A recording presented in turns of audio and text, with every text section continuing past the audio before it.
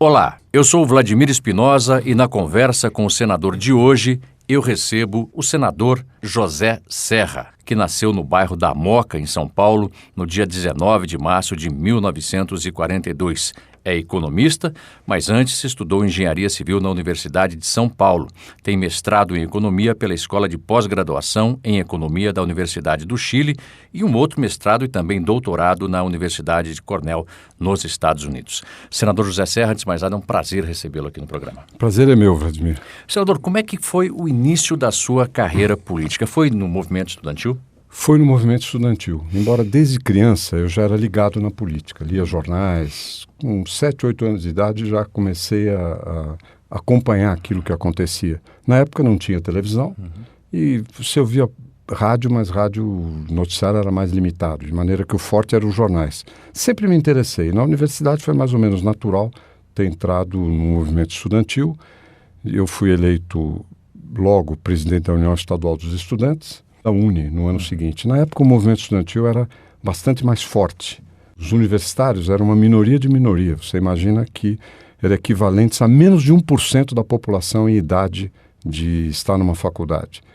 Mas eram mais mobilizáveis, mais organizados. É curioso isso. Acabavam tendo uma força muito grande, desproporcional se nós olhamos o Brasil de hoje. Eu vou tentar puxar pela memória um dado aqui, o senhor, por favor, me corrija se eu estiver errado, mas existe uma passagem muito importante na sua vida. Se não me engano, o ano é 1964, o senhor participou de um comício na Central do Brasil, no Rio de Janeiro, já na qualidade de presidente da UNE. Eu tinha 21 anos. 21 anos, né? E foi um ato bastante marcante na sua vida, mas, de certa forma, também trouxe um olhar muito pesado dos militares na época para cima do senhor, né? Ah, sim. Não foi exatamente só por causa desse comício. Mas houve vários outros e realmente quando veio o golpe eu fui bastante perseguido. E havia muita lenda também. Você sabe que antes de 64 não havia nenhuma espécie, nem remota, de movimento armado. Não havia, era algo completamente alheio ao movimento estudantil da época e eu diria, em geral, da própria Frente de Mobilização Popular. Mas não era assim que se via, né? A mobilização não correspondia, digamos, àquilo que se imaginava do outro lado. De ambos os lados era assim. Agora, o fato é que houve essa quebra da democracia e ela teve um preço muito alto para o Brasil. Mas eu até mostrei num livro que eu escrevi sobre o período do golpe e depois meus anos de exílio. Na verdade, o Jango, ele estava afim de sair do governo, porque estava muito difícil de governar o Brasil. Você imagina uma inflação de 100% ao ano, não tinha indexação, correção monetária, nada disso, né? Uma crise tremenda, instabilidade política, e eu acho que ele até facilitou a sua própria saída. Ele imaginava ir para a fazenda do Rio Grande do Sul, como fez o Getúlio em 45, e aí ser chamado depois como grande presidente das reformas. Mas o fato é que isso não só não aconteceu, como a vida brasileira se complicou. Vamos falar um pouquinho da vida do senhor nesse período de exílio. O senhor passou por alguns países, mas teve um período maior no Chile, onde inclusive acabou se casando, né? Exatamente. Foi assim, eu saí em 64, fui para a Bolívia. Da Bolívia eu fui para a França. Eu estudava engenharia, mas eu tinha decidido virar economista. Então na França eu comecei a estudar economia. Era a época do De Gaulle, presidente da França, que era um homem, um herói de guerra, um general importante, Charles de Gaulle, eleito, né? Era um estadista. E o De Gaulle tinha uma ideia de que o importante para um país eram os seus homens de Estado, hommes d'État, como se dizia em francês. Gente que tivesse uma perspectiva do Estado, do país como um todo, independentemente de partido, independente dessa ou daquela orientação. E eu fiquei muito impressionado com isso e decidi, naquela época, o seguinte: eu iria estudar, me formar para virar um homem de Estado. Queria ser o mais preparado da minha geração.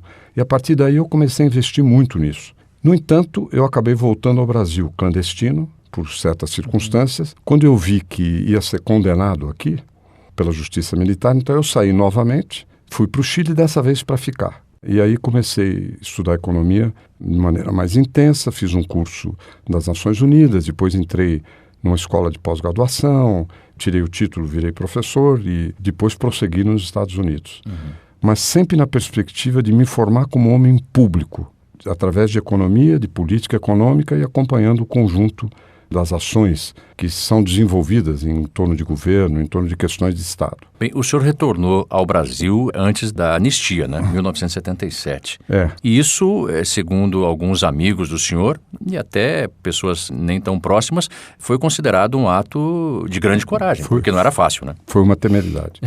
Mas era o seguinte, eu estava em Princeton, muito bem no Institute for Advanced Studies, Instituto de Estudos Avançados, que é uma instituição acadêmica sofisticada. Eu já tinha terminado o doutorado em Cornell, eu fiz tudo em 2 anos, que no Departamento de Economia de Cornell foi um recorde, porque em geral precisava 3 anos. Eu fiz os créditos e a tese em 2 anos e fui para Princeton. E eu percebi o seguinte, tinha 2 filhos. Se eu não voltar ao Brasil, eu vou ter que virar praticamente cidadão americano, porque as crianças vão crescendo, você vai construindo a vida, tem que fazer um plano de médio e longo prazo. E como eu ia ficar 1 ano mais no instituto, que eu tinha um contrato de 2 anos, no meio eu resolvi voltar ao Brasil para ver o que acontecia, porque a pena já tinha prescrito de condenação, então do ponto de vista legal, fosse qual fosse a legalidade da época, não havia problema. E aí eu voltei com o meu passaporte italiano, porque eu sempre tive dupla nacionalidade, porque meu pai era italiano, como o seu também, você sabe que pode ter passaporte. Sim. Mas na época nem era moda. Mas eu já tinha, porque meu pai tinha me registrado num cartório em Corigliano, na Calábria. Então, eu voltei a prender o passaporte, fui interrogado no aeroporto, deixaram sair, eu fiquei surpreso, porque eu achei que eu ia ser preso. Eu voltei sabendo que ia ser preso, imaginei que ia ficar algum tempo na prisão, mas depois só me chamaram para o interrogatório de 2 dias, com perguntas, a maior parte absurdas, te fazem um questionário e depois repete para ver se você não cai em contradição. Olha, eu não caio nunca em contradição se não tiver nenhuma tortura, não tiver nada, é impossível. Você pode repetir 10 vezes que eu diria a mesma coisa. No final até cansei os interrogadores, até propus metodologia para abreviar, para andar mais depressa. Mas foi só. Aí eu fui para os Estados Unidos e voltei definitivamente em 78. Bem, mas a vida pública, já pulando alguns anos, a vida pública do senhor tem um início em 1988 com... Não, 82. Com o senhor foi eleito deputado federal... Não. Constituinte, não foi isso? Mas de fato, antes eu fui secretário do Montoro em São Paulo. Foi a minha estreia na vida pública. Como secretário de Economia e Planejamento. Perdoe a colocação, eu quis dizer com cargo eletivo. Via eleitoral foi em 86, que eu me elegi para Constituinte. E vim como deputado federal. Fui o 4º em São Paulo. Agora o senhor foi um recordista de emendas aprovadas também. Fui. Eu fui relator de 3 capítulos, o de Orçamento, Tributação e Finanças, e fiz emendas a outros capítulos, não aos meus, porque aos meus eu não podia fazer, porque eu era relator. Eu pedi emendas, por exemplo, preparava emendas para o Fernando Henrique, para a Rita Camata, e eles faziam emendas que eu ia acolher como relator. Mas para os outros capítulos eu fiz muitas emendas e obtive o maior índice de aprovação, que foram cerca de 2/3. Mas eu meti o bico, não foi só em economia. Por exemplo, segundo turno nas eleições. Eu posso dizer, com toda modéstia, ou sem falsa modéstia, que fui eu o fator decisivo. Digamos assim, se eu não tivesse sido eleito para Constituinte, provavelmente não teria sido aprovado o segundo turno. Claro que houve outros que também foram importantes nisso. O que me pareceu uma conquista, né? Ter segundo turno em eleição. Tá certo? Sem dúvida. O senhor foi eleito pela primeira vez senador no ano de 1994, a segunda vez em 2014, portanto um vácuo aí de 20 anos, né? Eu fui reeleito deputado. Sim. Em 90, foi com a maior votação do Brasil. A rigor, o Arraes teve 500 votos a mais, mas foi fácil. E aí eu fui líder do PSDB na Câmara, o PSDB estava recém-criado. Fui vários anos líder. Depois fui eleito para o Senado junto com o Fernando Henrique para presidente e o Covas para governador. Em 94. E aí o senhor teve passagens pelo Ministério do Planejamento e também pelo Ministério da Saúde. Essa passagem pelo Ministério da Saúde foi tão importante que acabou até, de certa forma, o senhor me permite, ofuscando a passagem pelo planejamento. É verdade. Né? E é engraçado que muita gente pensa que eu sou médico. Na verdade, o meu conhecimento de saúde, eu não sei qual é a diferença hoje, eu esqueci, entre vírus, bactéria, micróbio, verme, mas... Nenhum é bom, né? O que eu gosto, e acho que até certo ponto sei fazer, é administrar. Em matéria de governo, de vida pública, é diferente da área privada. Muitas vezes os empresários, muita gente tem ideia de que é fácil tocar questões na área pública. Não é, não. Muitas vezes os empresários não dão certo, porque você lida com muitas incertezas. Não há aquela hierarquia que se imagina, você tem que negociar, você tem que entender, as questões são complexas. Então, na saúde, o que eu fiz foi montar uma boa equipe e definir prioridades. Né? A situação é ruim, mas a população vai perceber que eu estou sempre do lado dela. Essa é uma questão essencial. E aí fomos definindo, inclusive, uma área que habitualmente ficava de lado, que é redução de custos na saúde. Acabamos reduzindo custo por todo lado, começando por medicamentos, com genéricos, no caso da AIDS, né, com produção nacional, enfim. Em todas as áreas, usando a internet, você tem hospitais públicos, obriga a pôr os preços das compras na internet, o que aí é fácil comparar, a própria imprensa pode pegar. Enfim, uma preocupação muito grande com isso, não para reduzir o gasto, para render mais, cada real que você tem, render mais para as pessoas. Isso a população percebeu. Senador, falando agora de presente, né? O senhor representa o estado de São Paulo, que tem o maior peso econômico em todo o país, é a locomotiva econômica do Brasil, etc. O senhor chega para esse segundo mandato como senador, com que perspectivas e com a ideia de que vai representar o estado de São Paulo da melhor maneira, de que forma? Olha, tem as questões gerais, o governo, política, crise, né? Aí é uma ação que você faz pela voz, pela presença, até pelo voto em certas circunstâncias. Isso eu tenho feito. Sou talvez hoje quem tenha mais debate com a própria área econômica do governo e outras áreas estaria disponível. É que até agora não aconteceu porque estamos no começo da gestão, particularmente na questão da saúde e da educação. Uma segunda faixa de atuação é nos seus projetos. Eu levo isso muito a sério. Eu já apresentei 6 projetos, com boas chances cada um deles. Inclusive no jornal Estado de São Paulo eu tenho uma coluna, que é 2 vezes por mês. No dia 26 eu publiquei um artigo fazendo um balanço desses 6 projetos. O que são? Voto distrital. Minha ideia é fazer voto distrital nos municípios com mais de 200 mil eleitores. Isso daí, Vladimir, pode valer para 2016, porque é projeto de lei, não é emenda constitucional. Isso é uma revolução no Brasil. Então, eu estou batalhando. Eu acho que isso vai passar no Senado, depois vai ter que passar na Câmara. E tem que andar depressa. Mas tenho vários outros. Por exemplo, a questão do saneamento, né, que é tão crítico para a saúde das pessoas. Você sabe que o governo federal extrai do setor de saneamento 2 bilhões de reais por ano com tributos. Você acredita? Tirando do saneamento. Minha ideia qual é? Preparei um projeto que obriga a que esse dinheiro seja investido em saneamento nos estados onde ele foi recolhido, aumentando o investimento em saneamento. O projeto cuida, inclusive, de que aumente. Essa é uma coisa importante. Outra, Petrobras.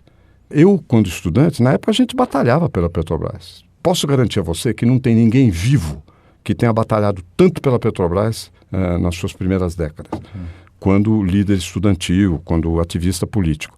Mas a Petrobras hoje está numa situação deplorável. Né? E eu quero ajudar a empresa a se fortalecer. Uma das coisas que me impressionam é, por exemplo, essa coisa da exploração do petróleo no pré-sal, que o governo do PT criou o método da partilha e obriga a Petrobras a entrar em cada poço, e ainda mais com 30% do dinheiro e ser a gestora, que vai além do raio das pernas dela. Você percebe? Isso levou a Petrobras a se endividar brutalmente, entende? Não tem sentido. Então eu tenho um projeto que elimina a obrigatoriedade, não é a possibilidade de a Petrobras ter que entrar em cada poço no Brasil. Às vezes pode ser só a área privada que paga tributos pesados para o governo. O importante no caso do petróleo é que o governo arrecade para o nosso desenvolvimento. Então eu tenho um projeto também nessa área. Enfim, vou mexendo em áreas muito diferentes, mas sempre na perspectiva de contribuir para o país. Eu acho que nós não podemos ser engolidos pela crise, nós temos que engolir a crise. E isso exige também trabalhar direito. Olha, tem um outro projeto que nós estamos acertando, que é o do limite de endividamento para a União, para o governo federal. Estados e municípios têm limite de endividamento hoje. E a União não tem, o governo federal. Não tem. Então eu estou fazendo um projeto, fiz já, que fixa esses limites. Isso para o bem do nosso futuro. Para você impedir que cheguemos a situações como a de hoje, que o governo parece quebrado, entende? Uma despesa imensa de juros e tudo mais. O futuro não pode ser vítima de responsabilidade do presente. Então, eu prezo muito também a ação parlamentar ativa. Não é só o discurso, não é só o microfone, isso é muito importante. Não é só o debate, não é só a crítica, mas também você tem que fazer contribuições concretas, soluções concretas para os diferentes problemas. Senador José Serra, só uma última colocação já no finalzinho da nossa conversa, com o tempo infelizmente esgotado. Se o senhor me permite, na minha opinião, o senhor tem uma grande vantagem em relação à maioria de todos os parlamentares. Assim como eu, o senhor é palmeirense. E eu lhe pergunto, quando é que nós vamos voltar a ser campeões de novo? Sabe por que é uma vantagem? Porque a gente aprende a sofrer de maneira estoica. Tá certo? Uhum. Você tem que ser humilde, né? Sim, sim, sem dúvida. Palmeirense, quem é que se manteve palmeirense? Os humildes. Uhum. Você concorda? Os estoicos, aqueles para os quais a esperança nunca morre. Você concorda? Sem dúvida, tem que ter muita força de vontade. Eu nasci palmeirense, não tem como. Não é uma coisa, não foi uma escolha. Uhum. Eu nasci assim. Mas o senhor tem uma expectativa de quando é que a gente volta a levantar um caneco? A esperança não morre nunca. Não, né? Mas não dá para saber quando, né? Não dá para saber tem que esperar. Quando, mas eu espero que seja logo. Sim. Senador José Serra, foi um grande prazer recebê-lo aqui no programa. Muito obrigado. Obrigado você. Boa noite.